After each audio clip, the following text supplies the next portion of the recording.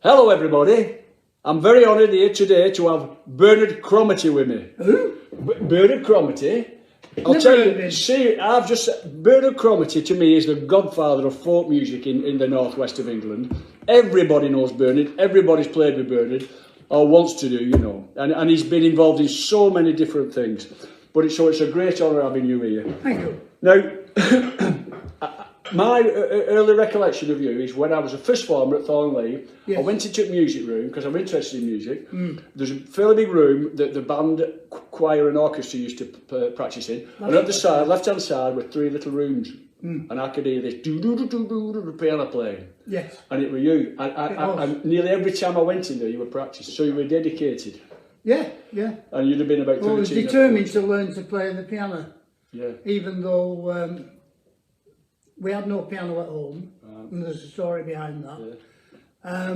So my dad used to have a piano accordion, but he never really played it. And I got the chance to use it. And I started recording stuff on my mum's tape recorder off the wireless. And then carry it in my head to school and hammer it out on the piano. And Jock came in one day and said, play that again, laddie. And it was the first movement of the Beethoven's piano sonata, Moonlight Sonata. Yeah. And what it hadn't occurred to me was I was actually playing all the right notes. Yeah. Unlike Markham and Wise, they were all in the right order as well, and in the right key. Yeah. And he said, well, how have you learned to play that? I said, I've recorded it on my mum's tape recorder at home and I bring it in my head and play it on the piano here. Yeah. And he realised that they'd made a mistake not getting me playing an instrument before that. Yeah, yeah. And they offered me a piano that was the school was literally getting rid of. And I've still got that piano at home. That's fantastic. Yeah. I reckon you'd have been, you'd have been about 13 or 14. I would. Now, as I say, you put a lot of time and effort in. How many musical instruments can you actually play? I've no idea. No idea whatsoever. All I can say is I don't play the fiddle and I'm not really a drummer. No. Although I've taught people to play drums. Yeah, because you got the rhythm and everything. Yeah, but I can play the mandolin. Yeah. Even though it's the same tuning. So it's only the bow you'd have to master, isn't it, really? Yeah, that's it, and I've just never really been inspired to do that. That's amazing. You could play like stringed instruments, obviously, guitar, and do you play wind instruments? Flute, clarinet, piccolo. Wow. I could play the oboe. I was taught oboe when I was at college, but I never got one, so I'd need to practice. Yeah. I know it's quite a bit different. And do you find that because you've obviously got musical knowledge, you can read music, you understand the technology, sorry, not the technology, the terminology of music, that helps you go from one instrument to another one? Well, the funny part about it is, when I was at Thornley, I was asked, we were all asked in the first form, what instrument we'd like to play. Yes. And you were supposed to say cornet, something like that. But I said flute and got laughed at. Oh, right. So, and I ended up not learning to play an instrument. But I was press-ganged into the choir, as we all were.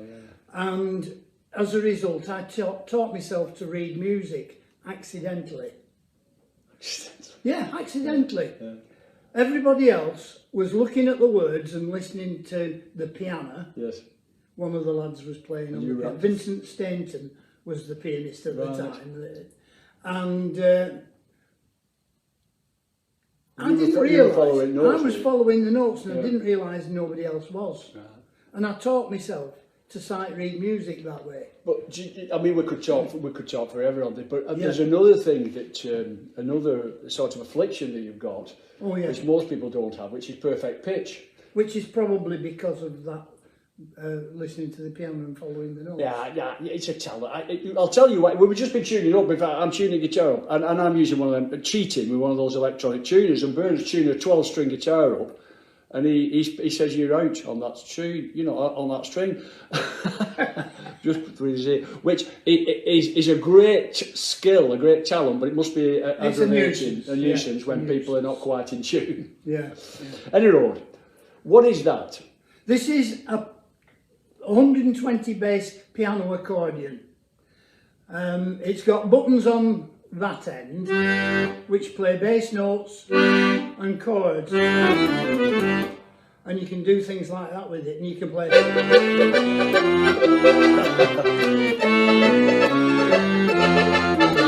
etc. Yeah, so I can mimic a brass band with it. Yeah. So I've got my own back. Tremendous. Oh yeah, there you go. Yeah. See, there's two sorts of people in all sorts of music. There's people like me who were sort of buskers who could get a song across with playing guitar, harmonica, whatever, but not really musicians. And then there's real musicians who do the same thing but do it properly in a way. And that, you know, buskers can do it properly. Buskers can create a good atmosphere and everything like that, but are not musicians, not as adaptable. So it's fantastic to have you here. And what is that you're playing today? This is a piano accordion. It's a Swiss horn musette. Musette means that it plays quiet like that. A bit of a warble, a lot of a warble, and fantastic sound. So you can get a lot of variety out of it. And this end has got buttons,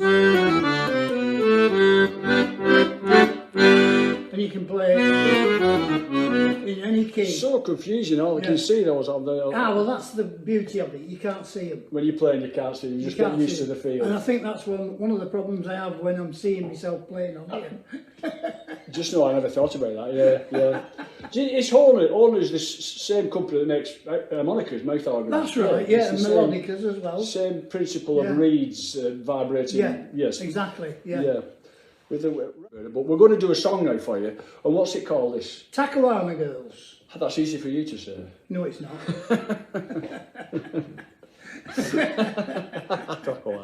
Well, there's a chorus in it as well. Yeah, we'll rant and we'll roar like true-born young whalemen. We'll rant and we'll roar on deck and below until we see bottom, which is not rude, it means the bottom of the sea. Inside the two sinkers, and the sinkers are weights that they throw overboard attached to ropes to find out how deep it is and how fast they're going. Right. And it's where the expression knots came from. Because knots. And straight up the channel, boys, to Westcott we'll go. Shall we stand up? Or, we'll stand up.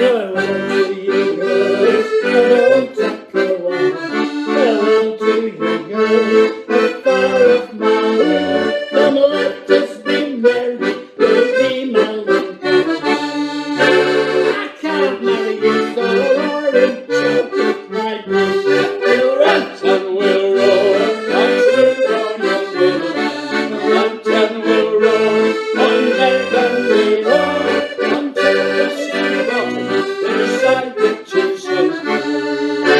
We're straight, which is our way, so west going north.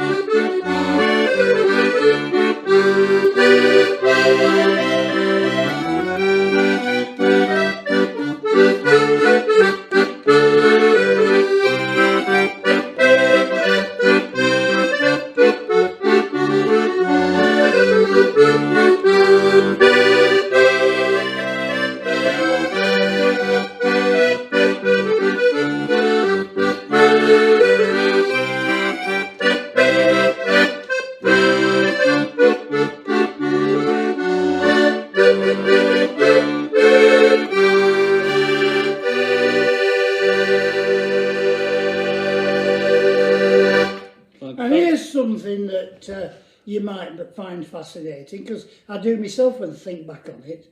I started to play the accordion properly back in the late 1960s when I saw John Kirkpatrick playing what looked like a melodeon in the beach store. Yeah. And it had the same Stradella bass as this thing has. Right. And he was playing...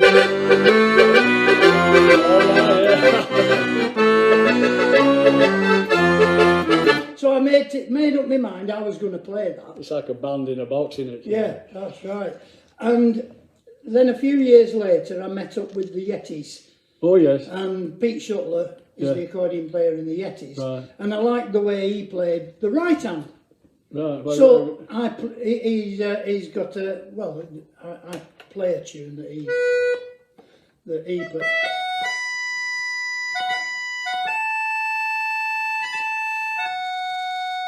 Oh, that's right.